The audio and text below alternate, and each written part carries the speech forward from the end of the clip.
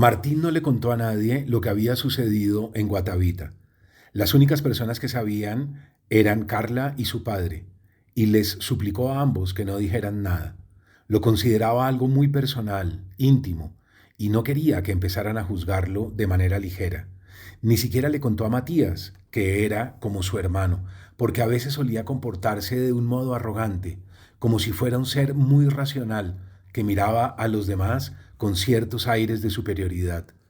No quería que empezara a preguntarle sobre los elementales con ese tonito del científico que está obligado a lidiar con las supersticiones del populacho. No quería discutir con él y por eso prefirió guardar silencio. A Clementina, la empleada, le dijeron que él había sufrido un golpe en la cabeza. Era cierto que Matías sí había confiado en él al relatarle con lujo de detalles los sinuosos y retorcidos vericuetos de los vínculos de su padre con los narcos, pero había una diferencia sustancial. Él, Martín, nunca se ponía en esa posición de superioridad intelectual y, sobre todo, no emitía juicios de ninguna clase. Tenía un lema que practicaba desde que sufrió el accidente: juzga y errarás. Ahora, lo extraño de su situación es que existía un secreto que ni Carla ni su padre sabían. ¿Qué había vivido de él durante ese tiempo en coma? No les contó nada ni siquiera a ellos, pero en su diario dio rienda suelta a su capacidad narrativa y expuso con una prosa ágil y sin adornos el viaje que había experimentado. Lo primero es que me desprendí de mi cuerpo para alcanzar una existencia inmaterial, flotante, como si de un momento a otro me hubiera convertido en un fantasma ingrávido. Pero no tenía forma humana. Al comienzo sentí que era una célula infinitesimal, el primer organismo viviente que había en el planeta. Luego esa célula se subdividió en otras más y empezó a conformar organismos multicelulares, plancton, líquenes, moho. Enseguida sentí que esa masa se transformaba también en animales protozoarios, en renacuajos, en peces que luego salieron del agua y se convirtieron en reptiles. Mi cuerpo no era una forma, sino una fuerza que viajaba de ser en ser, poblando el planeta con una velocidad vertiginosa. Después fui un Homo sapiens en el comienzo de la prehistoria, fui un soldado cartaginés navegando por el Mediterráneo, fui un monje viviendo en medio del desierto y una mujer que decidió construir una cabaña en lo más alto del Himalaya. Y lo curioso es que siempre era la misma energía inicial, la misma fuerza que iba y venía de un cuerpo a otro, hasta llegar a mí, a Martín, el joven que había sufrido un accidente y quedaba paralítico. Algo que me pareció curioso es que la energía no era ni masculina ni femenina, solo era un vector que cruzaba los organismos vivos y permitía que se mantuvieran activos un tiempo determinado. Encarnar en un macho o en una hembra era un mero accidente y podía hacerlo de mil modos diferentes que no estaban catalogados. La vida no tenía sexo ni género, era un motor en movimiento que abría posibilidades infinitas. En ese instante en particular, la masa que mutaba se desintegró en el aire, se esfumó, se fundió con el universo hasta mezclarse con el éter. No trascendió a otro individuo, no reencarnó, no avanzó. Sencillamente estalló y empezó a poblar el vacío. Hola a todos, bienvenidos a Paredro, el podcast de libros, autores y demás actores del mundo literario. Mi nombre es Camilo Hoyos. Les doy la bienvenida a un capítulo en el que regresa un amigo de esta casa y a quien hemos celebrado mucho y seguimos y admiramos profundamente, como lo es el autor colombiano Mario Mendoza, quien nos acompañó para conversar sobre su más reciente novela, Vírgenes y Toxicómanos, una novela extraña en su obra porque irrumpe una dimensión inesperada, la posibilidad de una salida, cierta redención, de una grieta luminosa en medio del caos, algo que normalmente no pasa en su obra. Hablamos del salto que representa esta obra dentro de su narrativa, del realismo al umbral de lo trascendente y del poder de la amistad, del amor y de la fraternidad como formas de resistencia. Sin embargo, la conversación comienza con una herida profunda, y es una herida que creo que todos los colombianos estamos sintiendo en este momento. El atentado contra el candidato Miguel Uribe, ocurrido el sábado 7 de junio, apenas unos días antes de la grabación. Desde esta casa expresamos nuestro deseo de su pronta recuperación y anhelamos con el corazón y con todo lo que podemos que Colombia no regrese a las épocas de violencia política que a mí y a muchos de ustedes nos marcaron desde la infancia de manera profunda. A partir de este hecho doloroso, Mario reflexiona con una increíble lucidez acerca de la violencia transpolítica, el odio viral y la fragilidad de nuestro tejido social. Sus palabras no solo son una lectura urgente del presente colombiano, sino también una invitación a recuperar aquello que nos permite reconocernos como sociedad. Mario Mendoza nació en Bogotá en 1964, es autor de más de 21 novelas, entre las que destacamos Satanás de Seix Barral en 2002, galardonada con el premio Biblioteca Breve, La Travesía del Vidente, Premio Nacional de Literatura del Instituto Distrital de Cultura y Turismo de Bogotá en el 95, Buda Blues, finalista del premio Dashiell Hammett en la Semana Negra de Gijón en el 2010, y Lady Masacre, entre tantas otras. Sin lugar a dudas, Mario Mendoza es de las voces que más conoce nuestra sensibilidad como bogotanos, como colombianos, y más ha querido entrar en los claroscuros de nuestra identidad. Este capítulo viene gracias a nuestra alianza con Confama, la Caja de Compensación Familiar de Antioquia, Bibliotecas Confama, 50 años tendiendo puentes entre los tiempos. Y este capítulo, así como todos los anteriores, ha sido editado y producido por la gran Natalia Latorre Amarillo. Bienvenidos. Mario, bienvenido de nuevo a Paredro. Un placer enorme y acá me conmueve mucho ver ediciones de mis libros desde hace más de 20 años. No podía no traer la primera edición de Satanás que me autografiaste en el 2002 para volver a repetir votos y volverte a pedir que me la firmes. No, será para mí un enorme placer y me conmueve mucho porque es una edición que me trae gratos recuerdos. Además, Mario, quiero aprovechar esta novela tuya, Satanás, pone a pensar en algo que está pasando. Hoy es miércoles 10 de abril, hace 4 días hubo un atentado a un candidato presidencial en Colombia. Estamos en un momento de crispación absoluta. Quisiera saber tú cómo has entendido esta circunstancia, porque entender la realidad y sus pliegues ha sido algo que tú te has dedicado en tus novelas y todavía más en Vírgenes y Toxicómanos, sobre la que vamos a estar hablando.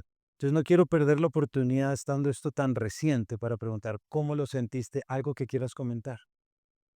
Mira, yo vengo insistiendo hace muchos años en que hay una violencia política que es muy grave dentro del país, todos la conocemos. La violencia política estaría definida en teoría por grupos que están al margen y que atacan el establecimiento. Esos grupos que están al margen principalmente en Colombia son tres, ¿verdad? Guerrilla, paramilitares y narcotráfico, con los entrecruzamientos que hay entre ellos.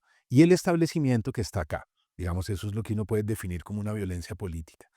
Pero yo como narrador insistí durante muchos años en que siendo esa violencia tan terrible, hay otra violencia que se llama violencia transpolítica.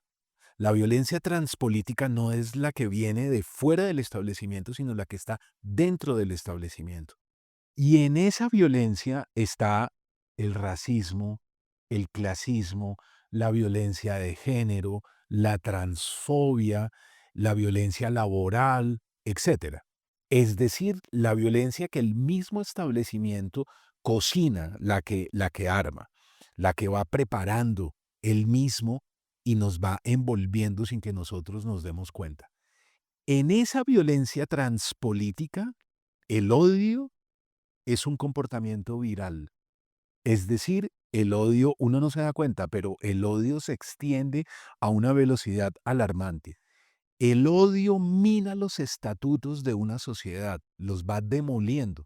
Entonces, si nosotros nos excluimos entre nosotros con toda la violencia transpolítica, si yo todo el tiempo digo, eso yo no tengo nada que ver con el mundo gay, esos transgénero, qué asco, no sé qué, si yo encima eso practico un racismo estructural, si llego al trabajo y maltrato a mi secretaria, si maltrato al conductor, si maltrato a la persona, al guardia de seguridad, en fin, si yo todo el tiempo estoy en ese tipo de conductas, voy minando los estatutos del tejido social.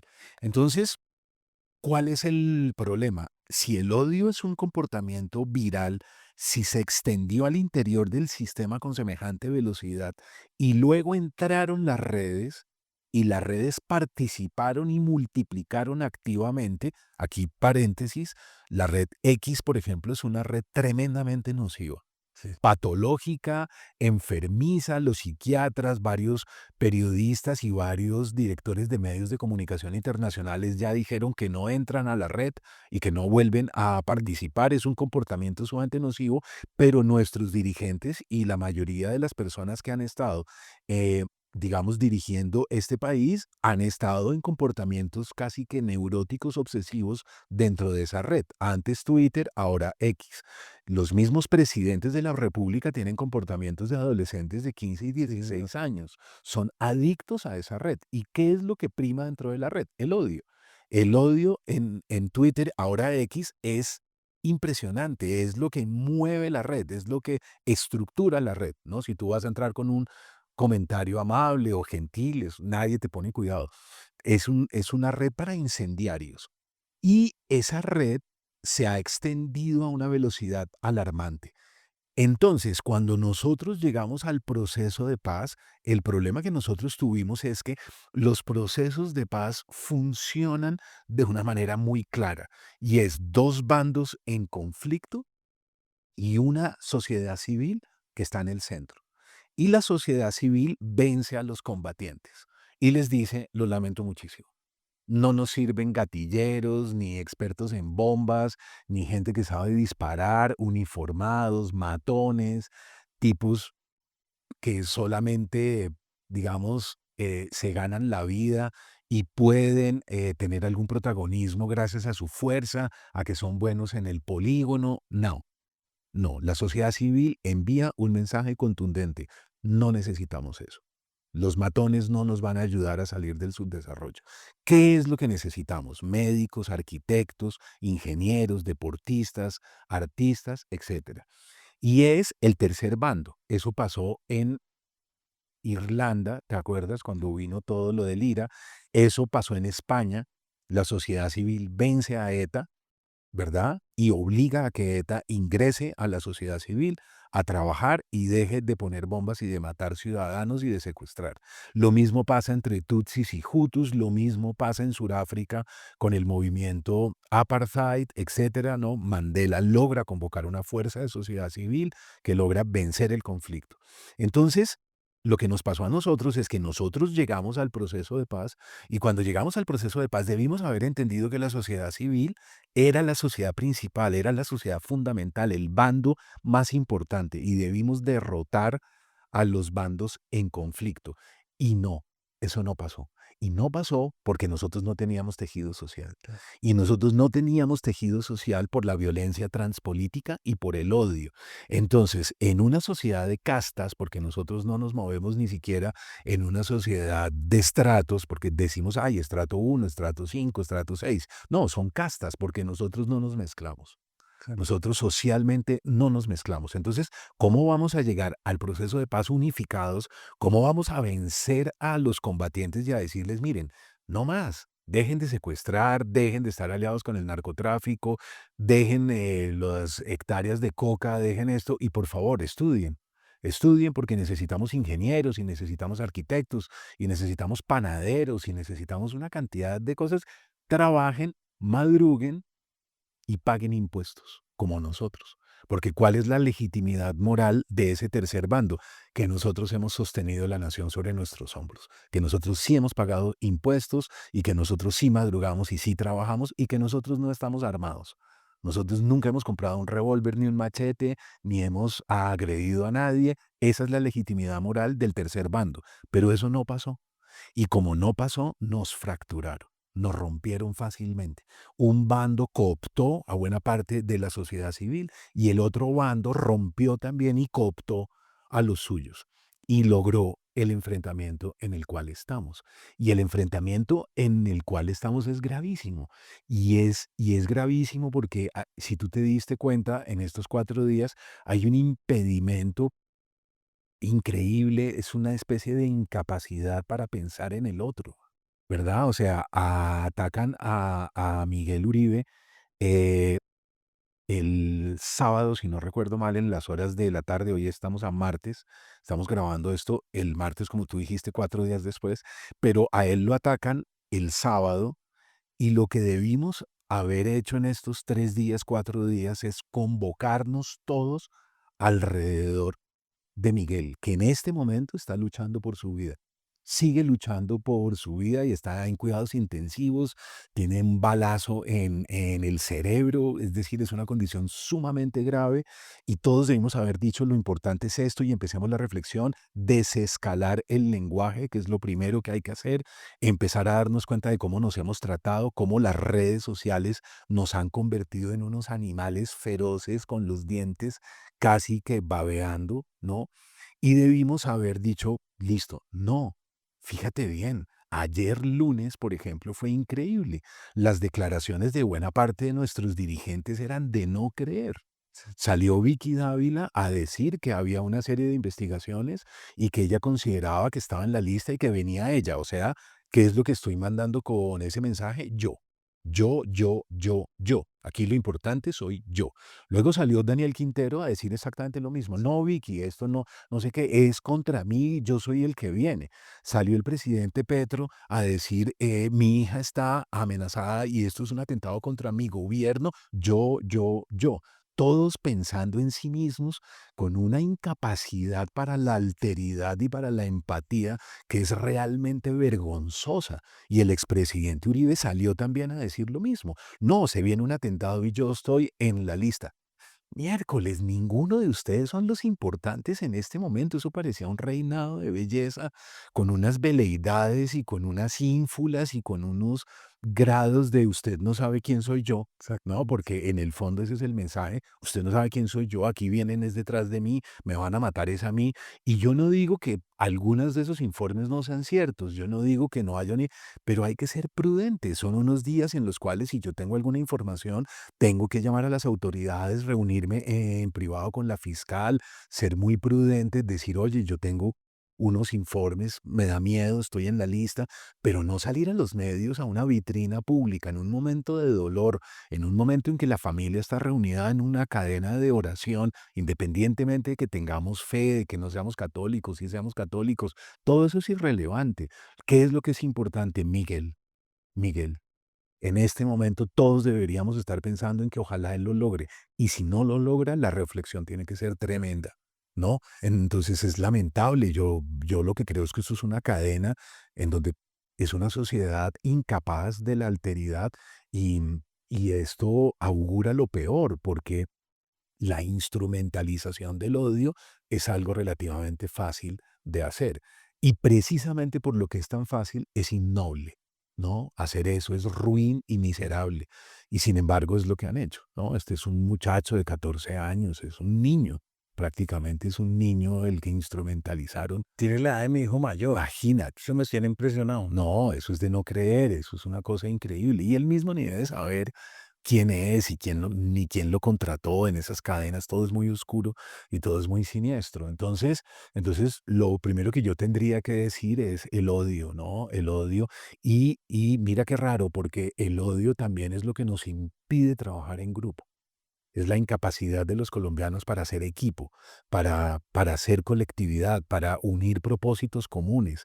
Entonces, ¿cuánto nos cuesta a nivel de economía el odio? Las cifras son monstruosas, porque somos incapaces de proponer, digamos, de tener propósitos comunes, objetivos comunes y dirigirnos en grupo para lograr los objetivos. Nosotros somos incapaces de eso. Entonces, a nivel de economía, a nivel de finanzas, a nivel de arte, a nivel de deporte, a nivel de todo, es una incapacidad para hacer grupo. Ahora, ¿voy a hacer grupo siempre yo con los mismos que opinan como yo? O sea, tienen que ser de la misma religión, del mismo partido político, de las mismas opciones sexuales, etc. Absurdo. Absurdo, yo voy a tener que relacionarme para hacer grupo y para hacer sociedad con gente de distintos frentes. Entonces, me parece que estamos en una encrucijada y en una reflexión que ojalá seamos capaces de hacerlo. Pues fíjate, Mario, que en tu respuesta me parece que hay ya muchos de los postulados y muchas de las inquietudes y preguntas que han guiado gran parte de tu obra literaria. Sí, totalmente, Porque no absolutamente. estamos hablando, tú te ocupas de la intimidad del yo, pero del yo que no ha logrado conectar con Exact- ese establishment. Exactamente. No de el pingüino, para referirme a un personaje de Vírgenes y Toxicómanos. No al político, sino a aquel Correcto. que debajo ha intentado y se ha dado cuenta que está frente a un sistema roto, frente a un sistema que no lo va a recibir, que no lo va a aceptar, y Sí, a partir de ahí comienzan los sentidos de inminencia, hay que hacer algo, o los sentidos de me tengo que ir en contra de algo. Pero siento que gran parte de tu obra, y por eso te lo quería preguntar, ha consistido en los efectos en la intimidad de las personas que no han logrado conectar y que se han dejado por fuera. completamente de acuerdo, completamente de acuerdo. Y mira qué curioso, porque yo durante muchos años estuve visitando clínicas psiquiátricas y estuve muy cerca. Tenía un familiar que entraba y salía de instituciones mentales todo el tiempo, entonces yo tuve que estar durante muchos años en esas instituciones y era increíble lo que me tropezaba ahí. Como tú dices ahora, tu hijo tiene 14, yo me encontré chiquitos de 14 y 15 años ya recluidos en una institución mental con 2 intentos de suicidio.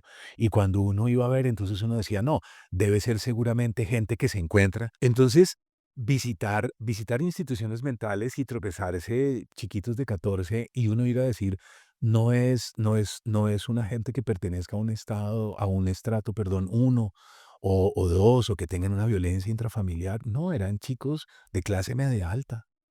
Y entonces, ¿cómo es posible que lo tengan todo, que tengan familias incluso muy amorosas, que los visitaban y yo los veía los fines de semana y ya están quebrados? Entonces empecé a hacerme ciertas preguntas y empecé a conversar con ellos y con ellas, y de todas las edades, y empecé a ver gente por todos lados quebrada, rota, destruida.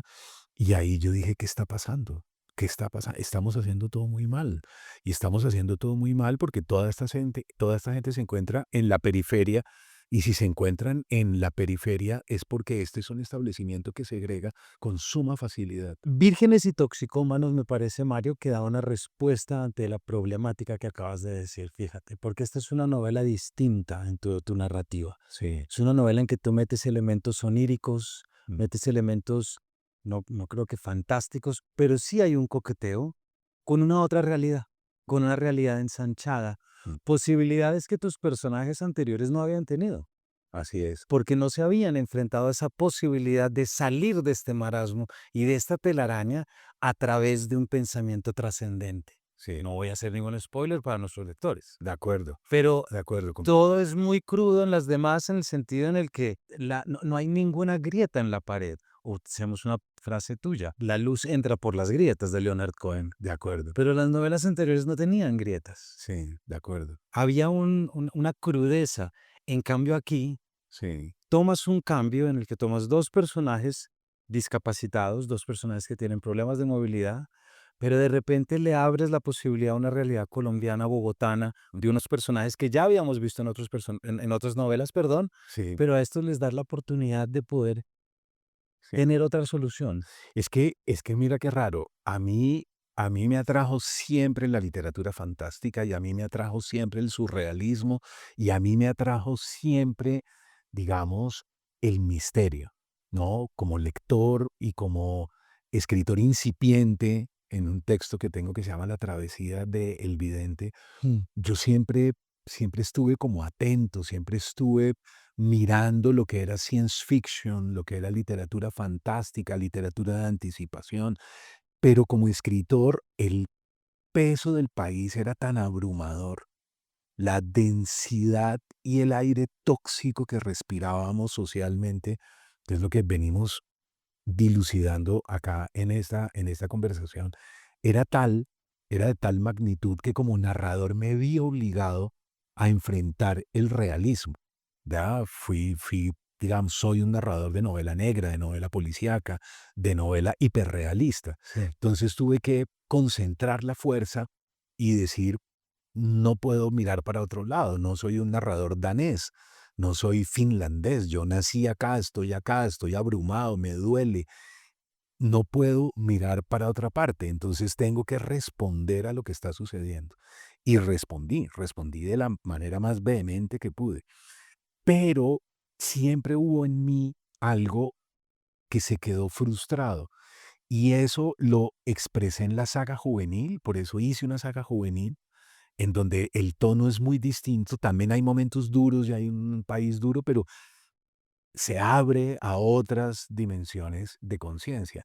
Luego escribí Paranormal Colombia, escribí el libro de las revelaciones también y me di cuenta que yo pensé que eso iba a ser una cosa para 5 lectores. La gente cree que uno estaba pensando siempre en bestsellers y en cosas que funcionen y eso no es así, porque nadie tiene la receta, nadie tiene ni idea qué libro funciona y qué libro no funciona. Uno hace lo que tiene que hacer y espera a ver cuál es la respuesta. Pero yo dije, voy a ver y resulta que el público respondió muy bien. Las nuevas generaciones estaban asfixiadas con el tema del narcotráfico, asfixiadas, ya no podían más. Siempre los colombianos estamos relacionados o nos ponen en relación al capo, al lugarteniente, al sicario, y estábamos ya agotados y las nuevas generaciones más que cualquier otras. Entonces recibieron bien los libros y yo dije, ah, bueno, genial, ¿no? No fue tan disparatado escribir esto. Y esperé hasta que llegó el momento en el que yo dije, yo tengo que enfrentar esto narrativamente, ya no puede ser un libro experimental, tiene que ser una novela en donde yo me quede ahí quieto. Entonces fíjate que hay un truco y es que yo arranco por el realismo y de pronto hay un turning point total y se queda la investigación casi que a un lado, no hay salida y esto se lanza hacia otra parte. Esa otra parte que en la novela se llama lo desconocido, ¿no? Hay un mundo conocido que es la primera parte y una segunda parte que es lo desconocido. Yo la disfruté montones porque yo llevaba muchos años esperando para entrar ahí. Y de hecho hay unos agradecimientos al final a Felipe Useche y a Alejandro Convers porque yo les propuse si me podían ayudar en un seminario de investigación en donde abriéramos la puerta primero estudiando muy bien todo, ¿no? Nosotros arrancamos por Greenberg, por Jacobo Greenberg, y dijimos, vamos a estudiar. Entonces yo estuve varios meses con ellos estudiando cada caso, cada autor, cada surrealista que consultábamos, y eso fue lo que permitió que la segunda parte tenga como la consistencia que tiene. Y además porque es que esta novela es distinta a todo, porque primero hay un quiebre estructural en relación a las demás, porque se termina en punta. Sí, Hay un final en punta que no vamos a decir cuál es, de acuerdo. pero hay un final en punta que uno dice, ¿cómo así? ¿Qué es esto? Pero esto enfatiza más la narración que ya traes, es decir, le da la razón. Pero esto que acabas de decir es cuando aparece de repente el epílogo, cuando supe la historia de Antón, pregunté si era posible ir a visitarlo y hablar con él. Y uno ahí dice, ¿quién está acá? Exactamente. ¿Está Mario Mendoza? Está el narrador. ¿Está el narrador que está aquí detrás? Claro, ¿Está quién? claro, ¿Verdad? claro, claro. Y esto creo que es un juego interesantísimo y que creo que también va a sacudir a tus lectores. Recuerden que este capítulo viene gracias a nuestra alianza con Confama, la Caja de Compensación de Antioquia. Bibliotecas Confama, 50 años tendiendo puentes entre los tiempos. Claro, porque fíjate que todo hasta esa página, que no recuerdo cuál es, pero tú la tienes acá, la 233 más o menos. 234, Sí, hasta la 234 uno no sabe quién narra. Uno cree que es un narrador omnisciente y de pronto aparece en la primera persona, ¿no? Fui a. Y entonces uno dice, uy, quién es este yo que aparece acá? Y ahí cierra, yo creo que era como el deseo también y el anhelo profundo de poner todo lo que habíamos estudiado dentro del seminario y yo miraba por dónde podía encajar bien, en qué momento, si era antes, si era un después. Y yo dije, no, lo voy a dejar como un colofón, como un cierre final. Claro. Sí. Es muy interesante esta sociedad que se crea en tu novela, ¿no? La sociedad de Matías, de Martín, Ujú. de Carla y de Caterina, Sí, ¿cierto? sí. Hay algo, no creo que la palabra sea tragicómico con los personajes, sobre todo con Martín y con Matías, pero sí hay un guiño a una segunda oportunidad. Hay un guiño a algo que puede ocurrir con todos los conflictos que está de un padre que quiere darle lo mejor a su hijo, Claro. de un padre que rechaza a su hijo, pero esta sociedad, ¿en qué momento se forma en tu novela, Mario? Yo, yo quería tener gente joven, pero sobre todo protagonistas jóvenes quebrados, rotos, que es lo que yo he visto en el último tiempo, deprimidos, que hay un momento en que no se pueden levantar de la cama, que no pueden abrir una cortina, que dicen yo no quiero saber nada, que están completamente fracturados a nivel interno. Y que poco a poco, en la medida en que van creando ese colectivo, se van empoderando, se van dando cuenta que es el otro el que me da la fuerza, ¿no? Claro. Uno no genera fuerza en soledad, eso es muy difícil, eso es muy raro. Uno genera fuerza en el encuentro con el otro, ¿no? Es el otro el que me hace a mí fuerte. Y en la medida en que ellos se van amando, que esa es la clave, que es el amor, finalmente, el amor se vuelve un estado alterado de conciencia. Sí, señor. ¿No? Que yo creo que en efecto es así, ¿verdad? Yo creo que uno puede llegar a la relación con el otro desde una perspectiva banal o desde una perspectiva trivial. Uno puede decir, no, yo solo quiero compañía o solo quiero sexo o solo quiero esto, tal. Pero si eres más sensible y llegas de repente y tienes el milagro, digamos, la vida te otorga el milagro de enamorarte y de ser correspondido, se abre una puerta tremenda en la existencia. Entonces yo quería que ellos fueran explorando los afectos y fueran dándose cuenta que ahí había un camino para no solo crecer espiritualmente, sino para quizás tener la fuerza suficiente para desmarcarse de ese establecimiento tan nocivo. Y además dentro de unos códigos de amistad que hay una parte en la lectura en que uno agradece mucho, porque uno dice, por aquí es por donde se va a romper. Exactamente, Cuando Matías le pone el primer mensaje a Carla y uno dice, claro. esto se jodió, Sí, claro, ¿sí o no? claro, claro. Pero hay algo detrás. Para la audiencia que no haya leído todavía el libro, Matías y Martín, los dos son incapacitados, tienen esta sociedad de los vírgenes y toxicómanos, que Claro, ahí viene el título, exactamente. y de repente uno logra llegar a lo que tú acabas de decir. Y el otro dice, ¿y yo qué? Sí, sí. Me Pero, quedo yo por fuera. pero el otro se compadece Exactamente. y dice, sí, viejo, no te vas a quedar por fuera. Exactamente. No te vamos a dejar por fuera. Vamos a ver qué hacemos, pero te vamos a integrar como sea. Y yo creo que en la fuerza de la amistad, de la camaradería, del amor, me parece a mí que está la clave y yo sigo creyendo que es la única clave que tenemos. Regresamos a lo que hablamos al comienzo. Claro. Si nosotros continuamos por el camino del odio, no, si yo soy tan valiente como creo que soy en X, tengo que tarde o temprano salir a dar cuchillo. Sí, señor. Sí, sí, sí, sí, te entiendo. Tengo que salir a dar machete en contra de los que no son como yo, de los que no creen lo que yo creo, y voy a tener que salir a la calle a defender eso que estoy diciendo. Terrible, yo me siento incapaz de eso. O sea, yo me siento incapaz de ir a agredir gente después, yo soy incapaz. Entonces yo prefiero no entrar a las redes, es una de las razones por las cuales estoy por fuera hace muchos años, y yo prefiero no participar de eso porque no me siento capaz de ir a agredir a nadie. Entonces, ¿qué nos queda si no somos capaces de cogernos a cuchillo, a disparos y sacar nuestros revólveres y nuestras pistolas y matarnos todos contra todos y hacer de este país un baño de sangre? ¿Qué nos queda? Hermanarnos. Exactamente. Pero la pregunta, María, que te quería hacer ahí, ¿tú sientes que en un punto como lo que acabas de decir, hay un quiebre en tu narrativa? Sí, sí, yo creo que sí. porque yo no, Sí, porque lo digo, yo no había sí, sentido tanta esperanza, y entiéndase bien lo que va a decir, sí, sí, sí, pero no había tenido estos influjos de esperanza en tus novelas, porque había algo crudo y había algo duro, y sí, había una, y aquí estoy viendo Satanás, no, de y acuerdo. con todos los demás había algo duro que no es morbo, no es amarillismo, es conocimiento de la realidad Claro, y es repetición de cánones. claro. Aquí me parece que hay un Sí, bálsamo. sí, yo creo que sí, yo creo que hay detrás una ilusión, ¿no? La ilusión de ver si somos capaces de darnos un abrazo. Porque yo creo que allá donde a ti te dijeron que estaban tus enemigos, allá te está esperando alguien para abrazarte. Sí, Y te puedes llevar una sorpresa, te puedes llevar una sorpresa mayúscula.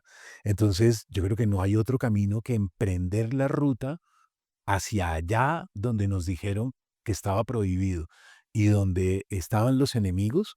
¿Te acuerdas que antiguamente llamaban a eso los bárbaros, no? sí. Allá en donde están los bárbaros, allá, digo pensando en el Imperio Romano y en el mundo antiguo griego, ¿no? Allá donde están los bárbaros, donde está la gente que tiene otra fe, otras creencias, otra conducta, allá hay alguien que está esperando para abrazarme.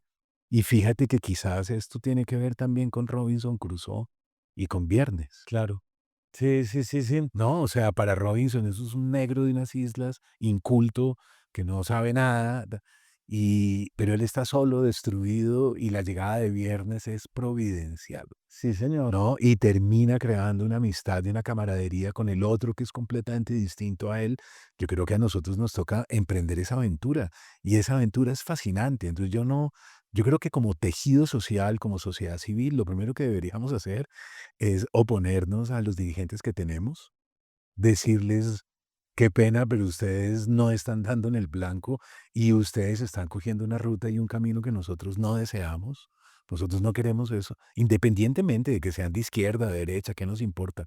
Pero cualquiera que venga con ese discurso del odio y de la rabia y de vamos a irnos en contra de estos, nosotros deberíamos decir no, deberíamos decir: "Hagan lo que les dé la gana". ¿No? Y yo por eso estoy pensando seriamente en que, en que el camino de la fraternidad vuelve a ser de nuevo el camino de los ideales de la Revolución Francesa y de Sí, la Declaración de los Derechos del Hombre. sí, Es decir, igualdad, fraternidad, hermandad, solidaridad. No tenemos otro. Porque yo por el otro camino no pienso coger. ya. Sí, porque yo no voy a agredir No, a lo nadie acabas de decir. y que piense distinto y que opine distinto y que me considere que yo soy un inepto, un incapaz o un bruto o que estoy equivocado o que perfecto, es válido, pero no lo pienso matar por eso. Me hiciste acordar ahoritica con este ejemplo de los enemigos. Estoy viendo un documental de la Segunda Guerra Mundial en Netflix, que es el que es todo Ah, a sí, color. Entonces, ayer estaba viendo un episodio en un capítulo, el tercer o cuarto capítulo, en el que habla de cuando las tropas británicas caen a pues, las fuerzas nazis de Rommel y les hacen este viaje por todo el desierto hasta que llegan a Italia. claro. Y en Italia los recibe una multitud que los golpea y les pega. Y de repente sale un tipo diciendo que en mitad de todos esos gritos salió una niña con un durazno en la mano, No, y se maravilloso. metió entre todos y puso el durazno en la mano al soldado y se volvió a escabullir. Y dije: "Qué imagen tan potente".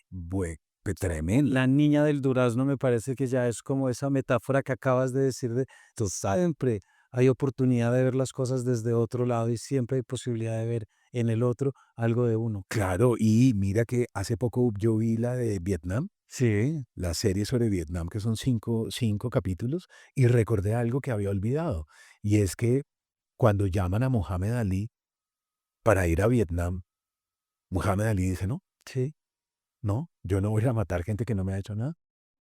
Hay una gente allá que a mí no me ha hecho nada. O sea, a mí los vietnamitas no me han hecho nada. Yo no tengo por qué ir a matar vietnamitas. Lo siento mucho. Y le abren un proceso y lo van a meter a la cárcel y de todo. Y él dice, métame a la cárcel. Entonces, yo, yo creo que el ejemplo de Muhammad Ali nos viene perfecto.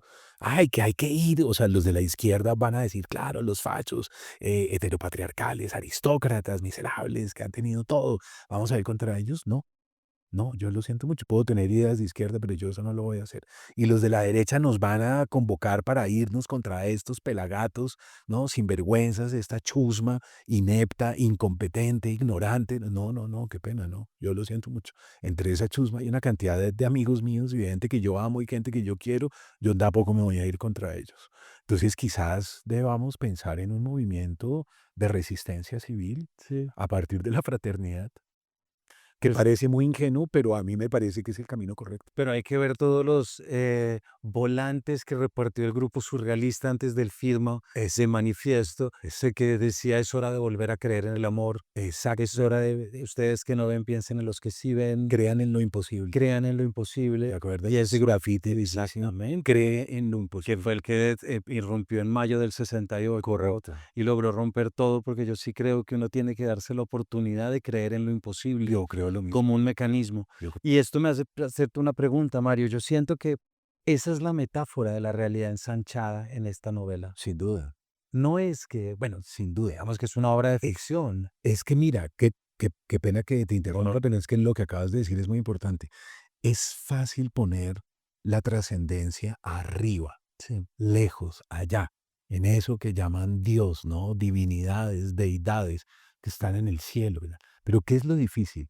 Bajar la divinidad y encarnarla en el otro, ¿no? Todo el cristianismo profundo, digamos, es eso, es que la divinidad se hace hombre, está aquí, está acá. Entonces, ¿la divinidad quién es? La divinidad es el portero, la divinidad es la empleada del servicio doméstico, el conductor, ¿verdad? La gente que está limpiando la calle, Dios está ahí. Entonces, ¿qué es lo difícil? Inclinarme ante el otro y amar la trascendencia encarnada. Y a mí me parece que ese mensaje es tremendo, porque ese es un mensaje que me obliga a mí a entender lo que Mockus decía, el otro es sagrado. El otro es sagrado es, el otro está atravesado por Dios. Entonces, ¿qué es lo que voy a agredir a Dios? No, no puedo, no puedo hacer eso, es territorio sagrado, tengo que inclinarme. Entonces puede pensar distinto, puede pertenecer a otra opción sexual, de género, racial, lo que sea. Puede ser el viernes, precisamente, recordando la novela, más raro y extraño, el bárbaro más lejano que encontremos a nuestras creencias, y sin embargo tengo que inclinarme y tengo que hincarme ante él y no tocarlo y no agredirlo. Y yo creo que ese es un camino no solo correcto, sino me parece una aventura fascinante porque nos vamos a sorprender gratamente. claramente. Y creo que ahí volvemos al título de este otro libro que está acá, que yo creo que tus lectores agradecieron inmensamente, porque leer es resistir a esa fuerza que quiere aniquilar, a esa fuerza que quiere Exactamente, desarmar, a esa fuerza que quiere exacto. romper los tejidos para que no haya una cohesión y para que no haya Exactamente. Es una que para mí, unión. claro, exactamente, para mí leer es ir al otro, ¿no? Entonces yo abro esta novela, Satanás o cualquier otra, abro Satanás y de repente yo me tropiezo a un tipo que es un ex Vietnam y yo digo, miércoles, ¿cómo así? ¿Un ex Vietnam? ¿Qué es esta vaina? Pero este tipo, ¿dónde estuvo? Y empiezo a meterme dentro del horror de su mente, su exilio, su soledad, su rabia, su indignación, y estoy metido dentro de él. Abro otro libro y estoy en Crimen y Castigo, y entonces soy Rodion Raskolnikov y soy un estudiante en la Rusia de finales del 19 tal, y de pronto abro Madame Bovary y de repente abro Cien años de soledad y soy el coronel Aureliano Buendía. Esas multiplicaciones de mí que me da la lectura es todo lo contrario de lo que pasa en las redes. Sí. En las redes es yo. Pero en la lectura y en la biblioteca lo que ocurre es que yo soy muchos, yo soy varios. Entonces aquí soy budista, acá soy cristiano, aquí soy judío, aquí soy musulmán. Increíble, eso me da la posibilidad de que cuando esté frente a un judío, a un musulmán, a un budista, entienda, participe y pueda entrar en la fraternidad. Y yo sí creo que la lectura nos prepara mucho mejor para el encuentro con el otro que las redes sociales. Sí, hay una frase sobre esto que es muy bonita de David Grossman, que aquí en el programa yo la he dicho muchas veces, pero cuando él dice que leer y escribir es permitir que el otro viva dentro de él Exacta, sin dejar de ser él mismo. exactamente, Que eso es lo más bonito, porque la exact- empatía no es persuasión. Claro, totalmente. No es ir a imponerme sobre el otro. No, no, no. Es un encuentro en donde yo llego sin ansias de poder, no Exactamente. de imponer nada, sino de verdad. Es un descubrimiento increíble. Fíjate que deberíamos volver a leer ahora que caigo en cuenta Robinson Crusoe, porque en la medida en que Robinson se va encontrando con Viernes, se va sorprendiendo y se va sorprendiendo y se va sorprendiendo. Cada vez se sorprende más, hasta que Viernes lo deja demolido, hasta que llora, ¿no? Bastante conmovido del encuentro con Viernes. Entonces yo creo que nos va a pasar eso si lo logramos. Lo otro es una guerra civil, que a mí me parece que ese es el peor camino. O los viajes de Gulliver y entender en los caballos la inteligencia superior, Exacto, que son distintas metáforas de aceptar exacto. lo ignoto, lo lejano, El descubrimiento de los liliputienses. por ejemplo, Sí, totalmente. o el nombre de los caballos que ni siquiera tiene una vocal, que son los Cronumans, Sí, sí, sí. ¿no? Y que siempre tiene algo detrás. Mario, pues muy triste se nos acabó el tiempo No, qué maravilla. con esta conversación. Hacer. Lo último, Vírgenes y Toxicómanos, ¿es un giro en tu obra? ¿Crees que vas a seguir profundizando sobre estas ideas de realidades ensanchadas o tampoco es algo que te quite el sueño saber hacia dónde estás caminando? Pues yo creo que lamentablemente todo lo que está pasando me va a obligar tal vez a volver al corazón de las tinieblas, Ok. porque esto que está ocurriendo es terrible. Y el panorama hacia el 2026 no pinta muy alentador que digamos, ¿no? Y ya saber que Miguel Uribe está en cuidados intensivos ahí arrojado y tirado de esa manera, en donde hay una geometría del horror, una geometría siniestra, porque a él le pasa lo mismo cuando está pequeño, chiquito. Sí, eso es ¿No? horrible. Tiene 4 años y matan a Diana Turbay y matan a su madre y él ahora deja a su chiquito de 4 o de 5 años en el caso de que llegara a fallecer, que ojalá no sea el caso, pero en el caso que él fallezca, deja a su chiquito igual que lo dejaron a él. Es una geometría terrible que nos indica a los colombianos que estamos dando la vuelta en una espiral muy macabra. Entonces, no sé si como narrador, porque yo estoy muy conmovido en estos días, no sé si como narrador tengo que volver a una literatura más combativa y a una Claro. literatura terrible que no quiero. Me hubiera encantado irme por ahí, Sí, sí, pero la circunstancia no. pero no sé si lo Mm. logré, sí. Y aquí es igual, este también es un mensaje. Nosotros desde esta casa hemos pensado en Miguel Uribe desde el sábado a las 5:30 de la casa. Yo lo conozco y espero su pronta recuperación, porque Sin sí, duda. es recordar todo lo malo, lo perverso y lo que no se puede repetir de este país. Mario, muchísimas gracias por todo lo que nos has contado, por la novela y bueno, esperando con ansia la próxima vez que nos sentemos a hablar. A ti, muchas gracias por la invitación y ojalá que la próxima conversación sea en otras condiciones muy distintas a esta. Así sea. Muchas gracias. Ojalá. A todos ustedes, Vírgenes y Toxicómanos de Mario Mendoza, su última novela, pero no dejen de pensar nunca en Leer es resistir, un libro que creo que nos muestra esa visión de Mario y esa manera de leer que, como lo acaban de escuchar, es tan importante. Gracias por habernos acompañado y nos vemos en una próxima edición de este Paredro.